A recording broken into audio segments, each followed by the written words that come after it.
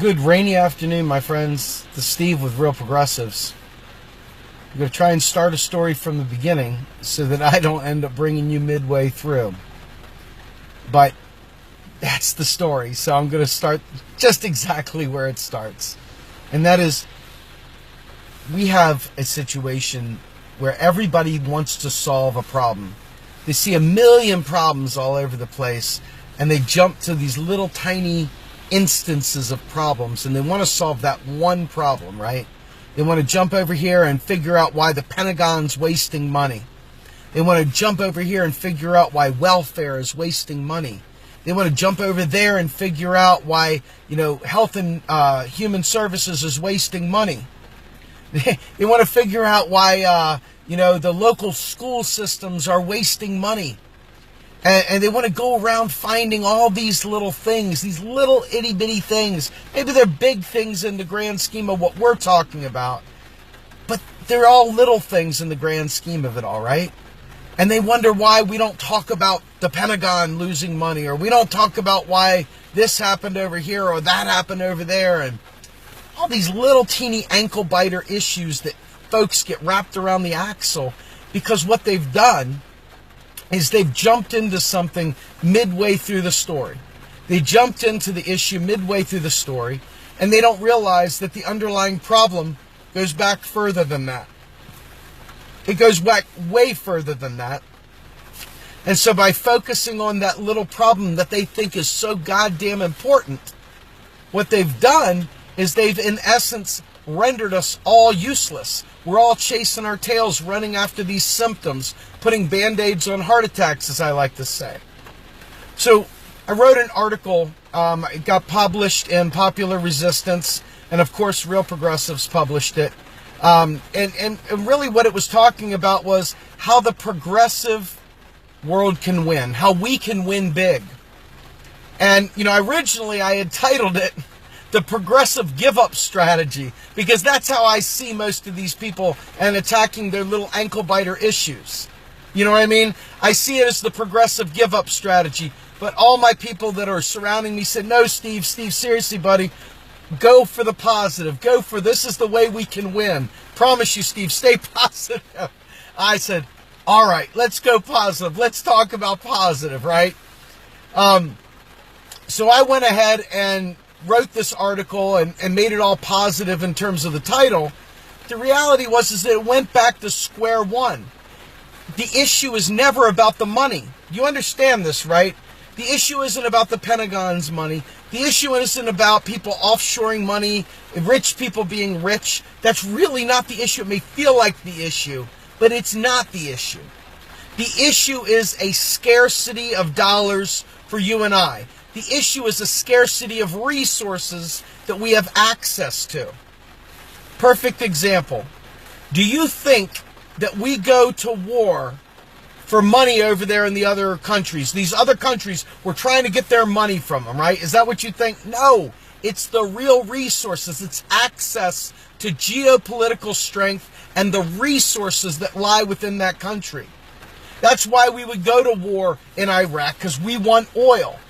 We would go to war over here because we want access to some other resource. Maybe it's a port. Maybe we'll want access to some piece of geography. Whatever it is, it's that. It's not for the money because we create the money. You understand what I'm saying? The money gives access to resources. So when they're asking me to jump on these little teeny ankle-biter things, they want me to focus so heavily on the corruption. I don't dispute that we've got to go after that. Who in the world wouldn't want to go after corruption? Who would not want to go after illegal activity? Who would not want to go after people that are bilking people and stealing people? But what we really are focused on is the wrong thing. We need to be focusing further back, and I'll tell you why. Why do you think that most progressives can't envision a massive series of programs that serve the 99%? Why do you think that most progressives are okay fighting for 15? Why do you think that they're not fighting for a living wage?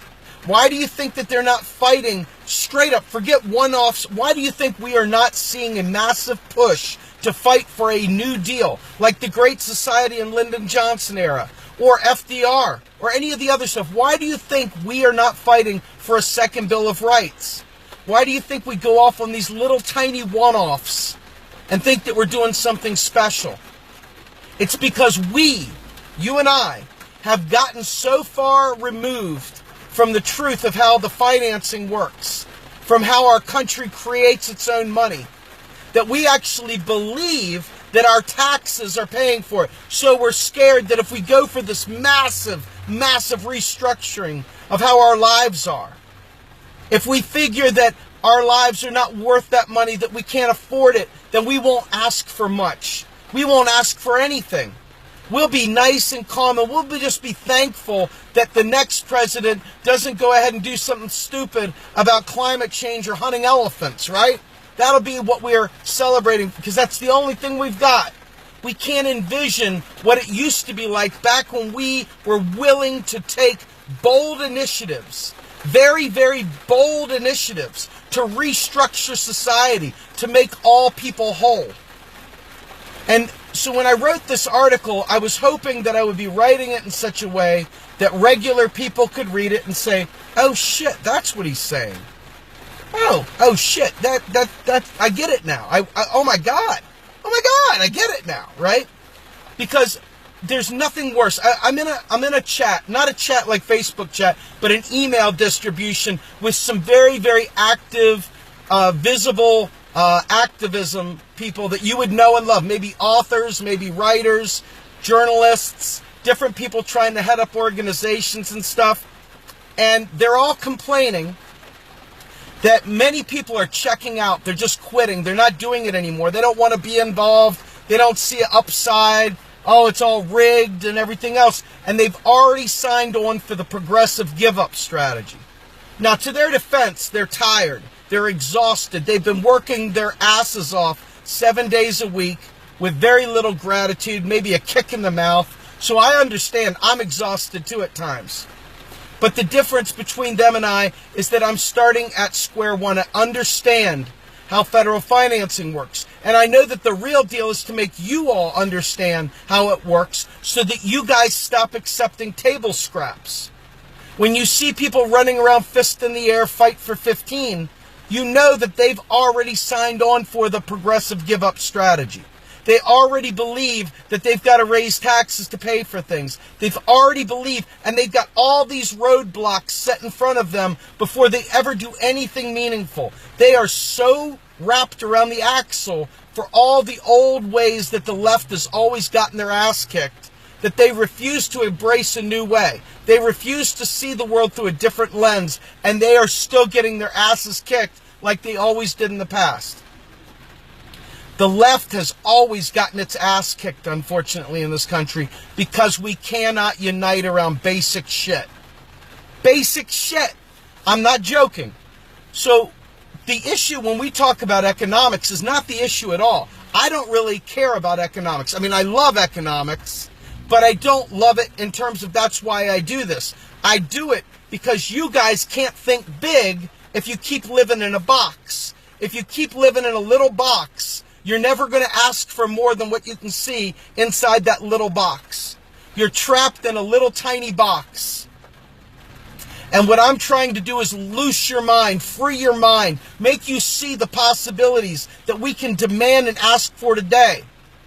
And if we make it one big package, if we make it one set of demands, and we all sign on to this one set of demands, it won't matter if you're green, you're independent, you're Democrat, whatever. If we can get everybody to focus on those demands, it won't matter who's in office. We could even get Republicans to sign on to this. You know what I'm saying? We could even get Republicans to sign on for this because almost every one of the reasons why Democrats believe one thing, Republicans believe another, and progressives believe another is because the Democrats and the Republicans are really, really trapped in how are you going to pay for it. They're really, really trapped in an ever-going battle of how are you going to pay for all these wonderful ideas.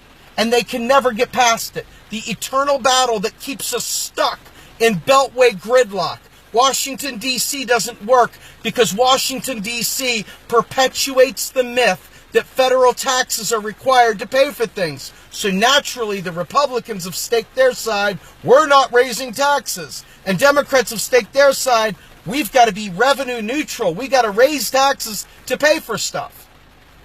Republicans are saying, hey man, I don't mind you doing this maybe, but you're not raising my damn taxes. And you know what? Maybe they're right on that one. Maybe they're right on that one. And maybe the Democrats need to say, we're dumb and we're wrong. We don't need to raise taxes to pay for these things.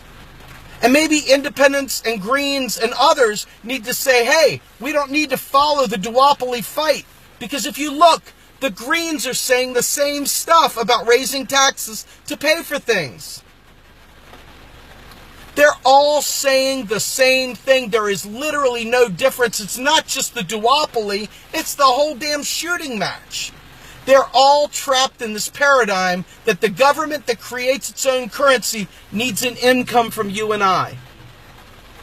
Why would that be? Why does it need your dollar to be able to somehow or another pay for stuff?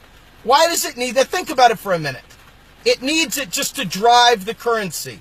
It needs it to make sure that you and I have to use pieces of paper, US dollars, to pay our taxes.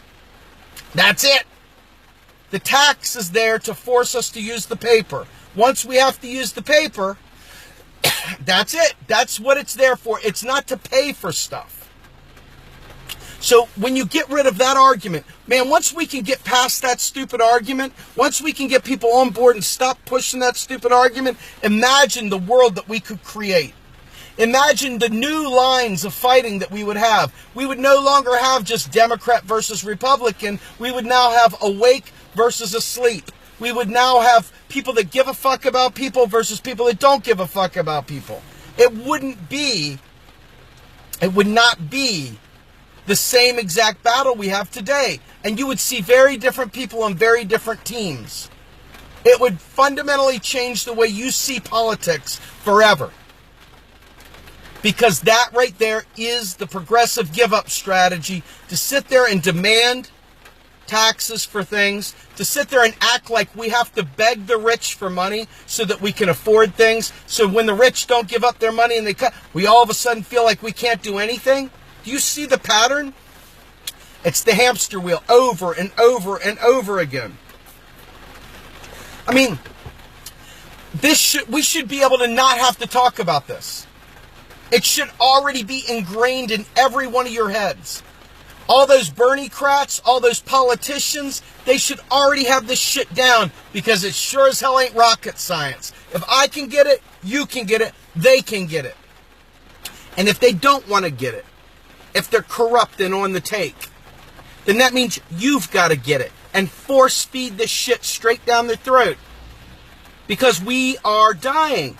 People are dying. People are unemployed. People are underemployed. People are dramatically in private debt. People are living a life that is so much less than it could be because of this lie. This one lie affects you more than any other lie you will ever know.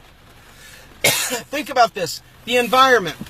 You think the environment's bad. You want to see the environment fixed. You want to do all these great things so we have air to breathe, water to drink, you name it. Well, guess what?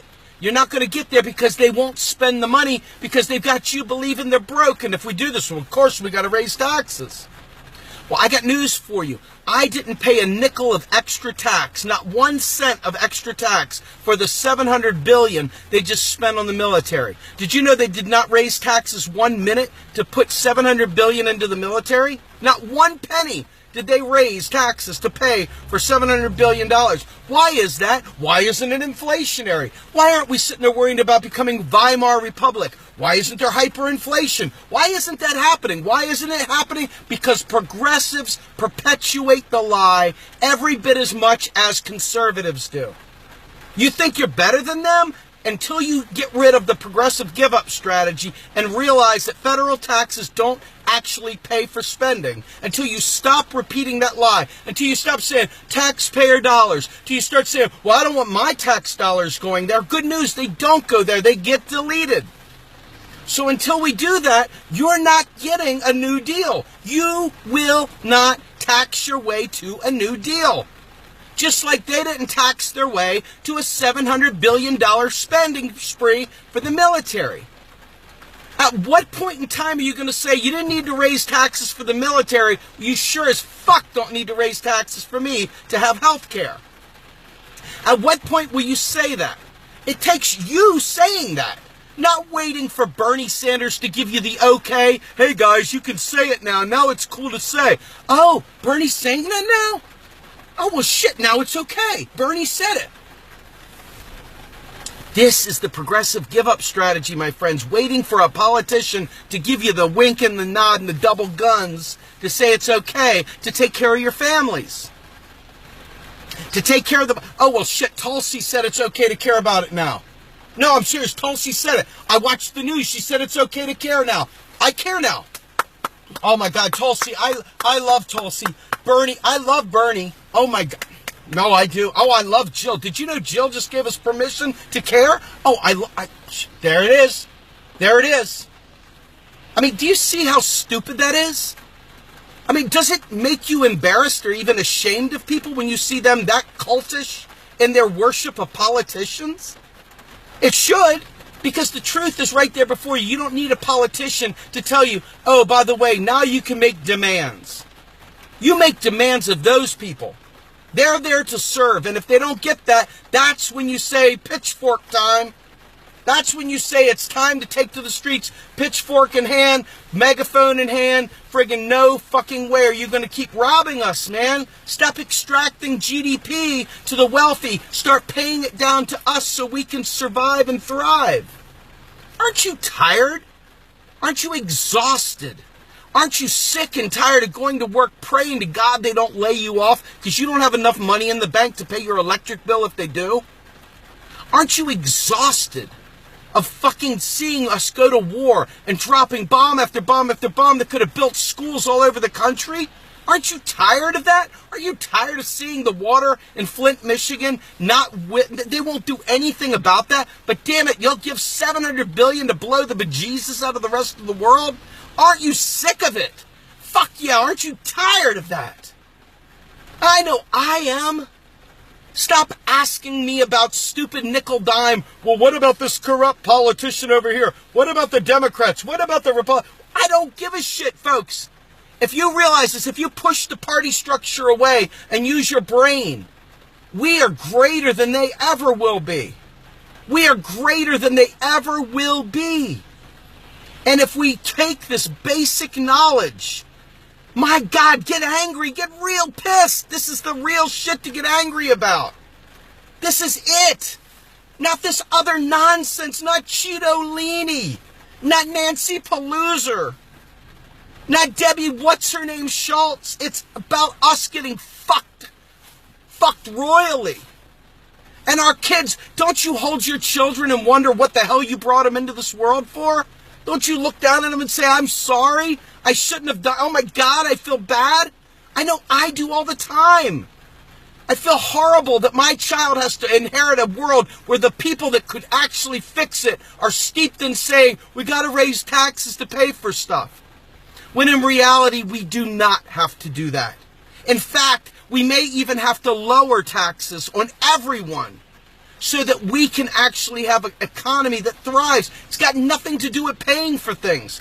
Federal taxes don't pay for roads, they don't pay for schools, they don't pay for bombs, they don't pay for Israel. Those things are keystroked into existence. Your taxes drive currency. They drive the money so that you have to have money. You know what? This is going to make you think for a minute. The very first time they created a tax that was payable in the U.S. currency, at that moment in time, they created the very first unemployed person. Because at that point in time, now you need to have the U.S. dollar, so you have to get a job to earn the U.S. dollar. It was in that moment when the government issued a tax. It has nothing to do with the Federal Reserve, has nothing to do with any of that. They did this so that they could provision themselves. Otherwise, you're not building them bridges, you're not doing any of the things the government needs to do to survive. So it imposed a tax, which then in turn makes the dollar hold its value. It's got nothing to do with gold or anything else. So this Once we get this simple thing, I mean, I don't want to talk about, I'd love to push it over here and never speak about this again. I only want to talk about what a New Deal looks like. I really want to address what a real health care bill looks like, not some fucking Medicare for all even. I'm talking about better than that. I'm talking about Medicare on steroids better than that. I'm talking about not even insurance. I'm talking about medical care as a right. Medical care as a right. We can do it. We could have a national health service. We can do great, great things. But we keep shooting ourselves in the foot. It's not angry, Jeremy. I'm so sorry my anger bothers you. I really am. I'm angry. I'm really, really sorry. Turn it off if it bothers you. This is a situation, folks, where once you realize this, that your family and everyone else are being shot down constantly, being made to work our asses off. This is exactly why this is so important today. And for those people that want less anger, you're probably a centrist that is okay with the status quo. You're probably okay with watching people die. I know your type. You're okay with it because your life is okay, so you don't care who suffers. That's why you're okay, and that's why you're not angry. But when you wake up, when you're one paycheck away from really being screwed, and that one day comes where they make a decision, and then you're the one on the outside looking in, you'll be the angry one, and I sure hope nobody looks over at you and goes, less anger there, I'm a tone police. Less anger. Less anger, guy. You calm down. If you're not angry, you're not paying attention. Never lose your sense of outrage is more than a bumper sticker. It's not something for you to feel edgy about so that you can go, yeah, man, you know, I went to this protest and I decided never to lose my outrage. Fist in the air. No, it's real. It's real. And until you've been on that side of the coin and realize how real it is, you're going to go ahead and sit there and say, tone it down. Tone it down, guy. Hey, man, take a chill pill, dude. Why don't you relax, man? I got a headache now. It's called volume control. Turn it down if it bothers you. But for those of you who know what I'm talking about, who have suffered mightily at the hands of these freaking deficit hawks, these people who got to reduce the deficit, they want to cut spending, those people.